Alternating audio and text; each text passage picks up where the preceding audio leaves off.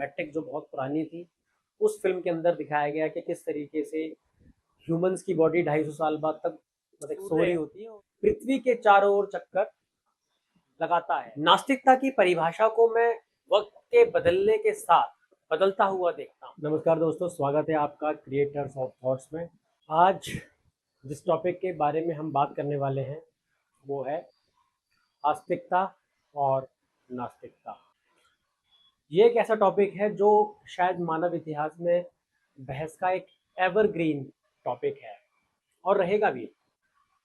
एक से एक दार्शनिक हुए हैं जो नास्तिकता प्रमाणित करने में जुटे रहे और दूसरी ओर आस्तिकता की बात करने वालों के अपने तर्क हैं और इसके लिए अलग अलग किताबें और आजकल यूट्यूब पर पड़ी वीडियोस और बहस सब अच्छे से उपलब्ध है। इस पर दावा करने का मेरा कोई इरादा नहीं कि सत्य क्या है, क्योंकि मैं इन दोनों ही स्थिति से अच्छे से गुजरा हूं और तर्क की कसौटी पर दोनों को बहुत बार टटोला है। इसलिए यहाँ जो बात हम करने जा रहे हैं उसमें मेरे व्यक्तिगत अनुभवों और मेरी तर्कशीलता का निचोड़ है। संभव है इसमें भी असहमति हो सकती है, जिसका मैं पूर्ण रूप से सम्मान करता हूँ और स्वागत करता हूँ, पर साथ ही मेरा जो नजरिया है वो मैं भी अपनी अभिव्यक्ति की आजादी के तहत रख रहा। आस्तिकता की परिभाषा क्या है, उससे पहले नास्तिकता की परिभाषा पर बात करना ज्यादा उचित है, क्योंकि नास्तिकता के भी अपने अलग आयाम और साथ ही इसका विपरीत आस्तिकता तो है ही। नास्तिकता की परिभाषा को मैं वक्त के बदलने के साथ बदलता हुआ देखता हूँ।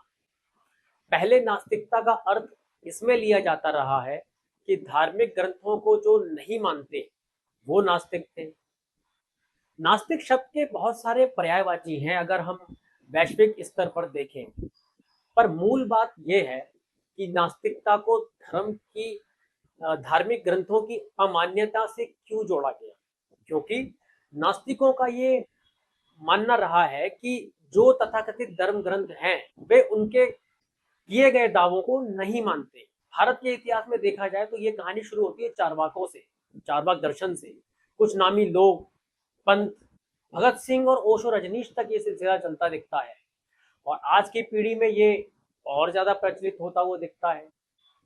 पर गौरतलब ये है कि धार्मिक ग्रंथों के ना मानने से हटकर कालांतर में कर्म कांडों को चुनौती देने तक नास्तिकता की परिभाषा का भी क्रमिक विकास हुआ है। इसके पीछे प्रमुख कारणों में सबसे ऊंचे स्थान पर विज्ञान यानी साइंस का तेजी से विकास रहा है। विज्ञान से धार्मिक ग्रंथों में किए गए दावों को जब चुनौती दी तो नास्तिकता का जोर शोर से फलना फूलना स्वाभाविक था। इसमें कुछ महत्वपूर्ण घटनाओं में शामिल है पृथ्वी का सूर्य के चारों ओर चक्कर काटना, जो कि धार्मिक मान्यताओं के विरुद्ध था, क्योंकि पहले धार्मिक ग्रंथों के अनुसार ये माना जाता रहा कि सूर्य पृथ्वी के चारों ओर चक्कर लगाता है, यहां तक कि पृथ्वी को गोल ना होकर चपटा माना जाता रहा। फिर धर्मों के नाम पर होने वाले अन्य कर्मकांड, शोषण, कट्टरता और हिंसा आदि ने भी नास्तिक लोगों को ऐसे ईश्वरवादियों के खिलाफ कर दिया जो ऐसे ईश्वर में यकीन रखते हैं जिसके होते हुए दुनिया में असमानता, हिंसा, अत्याचार, गरीबी, भुखमरी आदि व्याप्त है। विज्ञान का विकास और धार्मिक व्यावहारिकता और धार्मिक ग्रंथों के अन्य दावों को मिलती कालांतर चुनौतियों ने नास्तिकता की परिभाषा को लगातार बदला है और आज मोटे मोटे तौर पर जो नास्तिकता है वो इस निष्कर्ष की ओर निकलती है कि ईश्वर जैसा कोई कॉन्सेप्ट नहीं है। प्रकृति या यूनिवर्स एक लॉजिकल तरीके से अस्तित्व में है, जिसे कुछ लोग बिग बैंग थ्योरी या थ्योरी ऑफ इवोल्यूशन से जोड़कर भी अपने तर्कों को और प्रमाणित करते हैं। दूसरी ओर आस्तिक लोगों के भी अपने जबरदस्त प्रश्न हैं जो नई जिज्ञासा पैदा करते हैं। जैसे ग्रेविटी है, साइंस ने साबित तो किया है, पर ये ग्रेविटी का सिस्टम कैसे इतना सटीक है, प्रकृति कैसे इतना बैलेंस है, इतना बैलेंस क्यों दिखती है। मूलतः इन प्रश्नों के उत्तर अभी साइंस ने नहीं दिए हैं, पर एक चीज इंटरेस्टिंग ये भी है कि साइंस को नए टॉपिक्स आस्तिकता जरूर देती आई है और कालांतर में उसके जवाब मिलते भी रहे हैं, लेकिन प्रश्न फिर नए खड़े भी होते रहे हैं। मैं इस आस्तिकता और नास्तिकता के बीच एक तीसरी डायमेंशन को भी जोड़ना चाहता हूँ, और वो डायमेंशन है मेडिटेशन। मेडिटेशन के मूल में ये है कि किस तरीके से हमारे विचार काम करते हैं। मेडिटेशन के दौरान जब हम अपने विचारों की स्थिति को देखते हैं, हम ये जान पाते हैं कि हमारा दिमाग एक मशीन है जिसके काम करने का एक अपना सिस्टम है, और उस मशीन के अंदर शामिल है हमारे विचारों का इंपोर्ट, जिसकी एनालिसिस और प्रोसेसिंग हमारी दिमागी मशीन करती है। कहने का अर्थ ये है कि मेडिटेशन में हम ऑब्जर्व करते हैं कि हम जो सोचते हैं उसका असर हमारे पूरे जीवन और हमारे शरीर पर पड़ता है।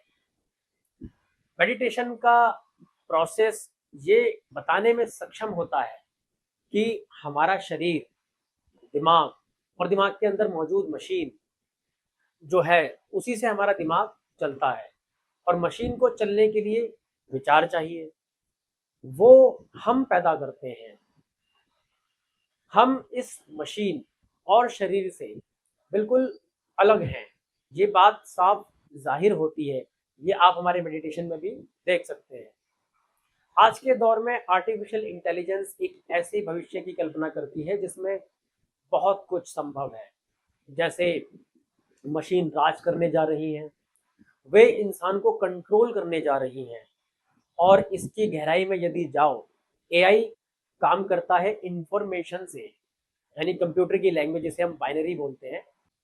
हम इंसानों ने पहले मशीन बनाई, पर अब इंसान के डेटा को कलेक्ट करके इस मशीन को मेमोरी, एनालिसिस और प्रोसेसिंग पावर भी दे दी गई है।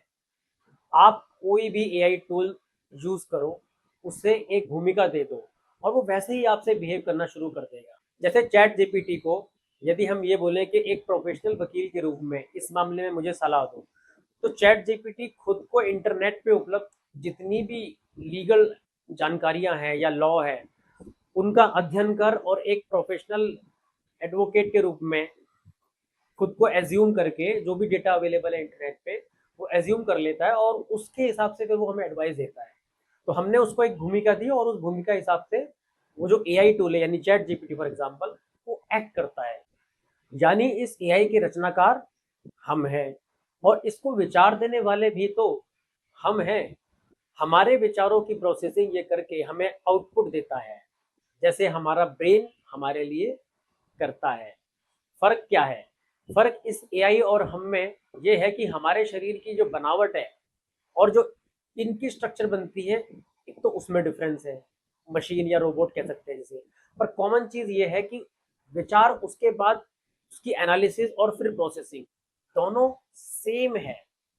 अब इसको अगले लेवल पे लेके जाते हैं। आजकल एक और शब्द है जो फिल्मों में देखने को मिलता है, सिमुलेशन। ऐसी फिल्में आपको कई प्लेटफॉर्म पर मिल जाएंगी। इनके अंदर जो मूल बात है वो ये है कि एक इंसान अपनी दुनिया में जी रहा है, उसमें हर तरह के भाव हैं, खुशी के, दुख के, पर बाद में पता चलता है कि वो एक सपने में था। उसकी बॉडी सोई हुई थी, और उस सपने में वो बिल्कुल एक जागे हुए इंसान की तरह जीवन जी रहा था। इसी प्रोसेस को सिमुलेशन कहते हैं। यानी कंट्रोल कोई और कर रहा है उसके दिमाग को, और उसके अंदर आने वाले सपनों या सीधा कहें विचारों को नियंत्रित करने वाला कोई और है। और सोने वाला व्यक्ति इस बात से अनजान है कि हकीकत कुछ और है। इस विषय पे कई हॉलीवुड फिल्में आपको मिल जाएगी, जिसमें वन ऑफ द फिल्म है मैट्रिक, जो बहुत पुरानी थी।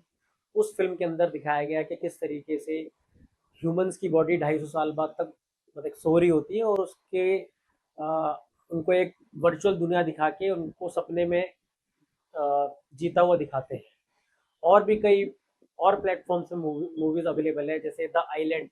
उसमें भी कुछ क्रिमिनल होते हैं और उनको सिमुलेशन दिया जाता है टू चेंज देयर बिहेवियर। ठीक है। इस एग्जाम्पल से मैं ये समझाना चाह रहा हूँ कि एआई और सिमुलेशन ने आस्तिकता और नास्तिकता इन दोनों विषयों से मीलों दूर आगे की जंप ले ली है। अब ये भी सोचना पड़ रहा है कि हम लोग असल में जी रहे हैं या सपने में हैं। यहाँ मैं डबल स्लिट एक्सपेरिमेंट को भी जोड़ दूं तो सब बात यहाँ आ जाती है कि हम जो देखते हैं वो रियलिटी है।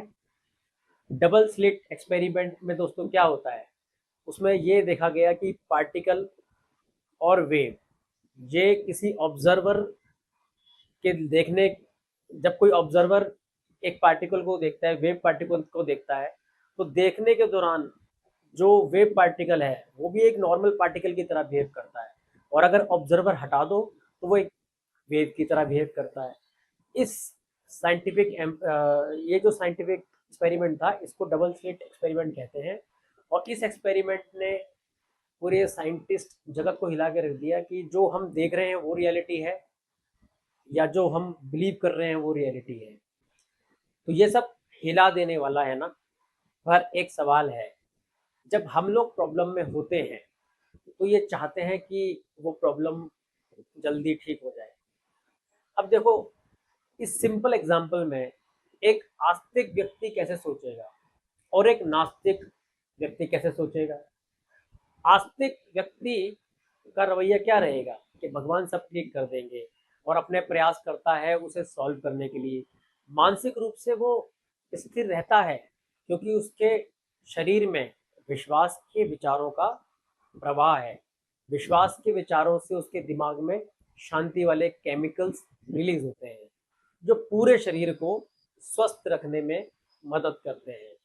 जब भी तनाव होता है वो जूझता है उससे, पर अंततः ये कहता है कि सब ईश्वर पर है, जो वो मेरे लिए उचित समझेगा वो कर देगा। नास्तिक व्यक्ति नास्तिक व्यक्ति प्रॉब्लम सॉल्व करने में लगेगा, अपना बेस्ट एफर्ट देगा, पर साथ ही उसके दिमाग में लॉजिक लगातार चलेगा। वो परम्यूटेशन कॉम्बिनेशन में जिएगा, हर अलग अलग परिस्थिति का सोचेगा और फिर उसकी प्लानिंग करेगा। उसमें भी ये विश्वास पैदा होगा कि सब लॉजिकली करेक्ट होगा या होना चाहिए।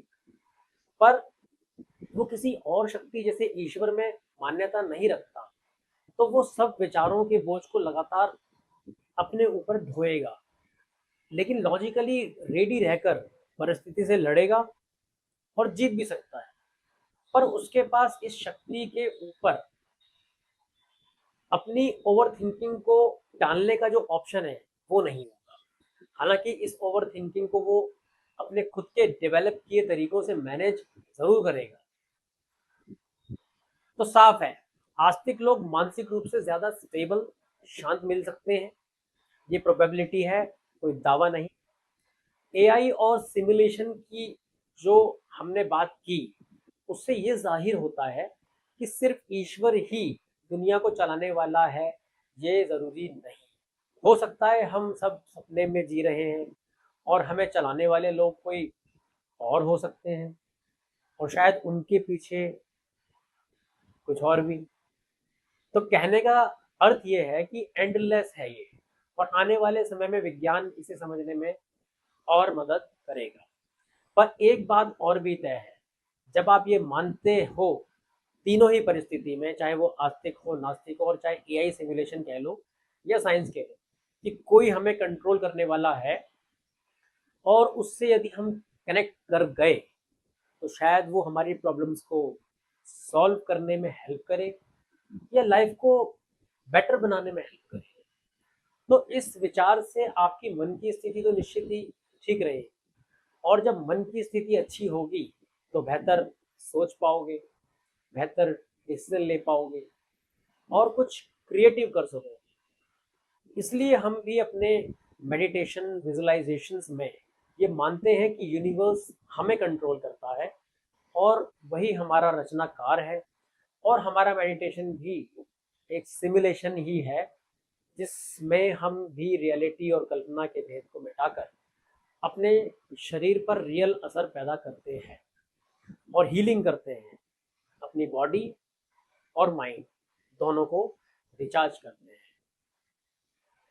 तो इस टॉपिक पर जितनी भी बातें हमने की हैं, उसका लक्ष्य ये था कि चाहे आप आस्तिक हो, चाहे आप नास्तिक हो, और चाहे आप प्योरली साइंस में बिलीव करते हो, लेकिन एक तथ्य क्लियर है कि यदि आप किसी को अपने से ऊपर मानते हो तो आप ज़्यादा कॉन्फिडेंट फील करते हो।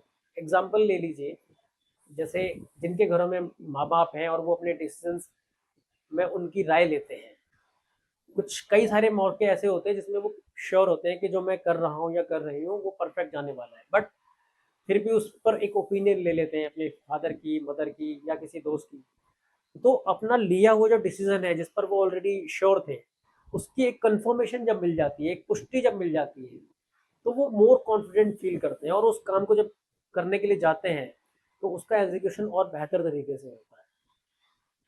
तो यहाँ पे क्या है कि किसी चीज को जब आप ये बिलीव कर रहे हो कि हाँ कोई और कोई कोई और है जो मेरे साथ है, कोई और है जो मुझे, मैं जो कर रहा हूँ उस डिसीजन को, उस एक्शन को मैं सही डायरेक्शन में जा रहा हूँ, और जब उसकी कंफर्मेशन हमें मिल जाती है तो हमारी जो एफिशिएंसी उसे करने की वो बेहतर हो जाती है। तो जब ये सिचुएशन है, जब इस प्रकार की सिचुएशन है, तो भले ही आप नास्तिक भी हो, लेकिन एक फायदा अगर आपको कोई चीज का मिल रहा है, इस चीज को लेके चलने में कि भाई कोई चीज है जिसको जो मुझे सपोर्ट कर रही है मेरी एक्टिविटीज में, तो उसमें कोई हार्म नहीं है। तो ये था बेसिकली हमारा आज का टॉपिक।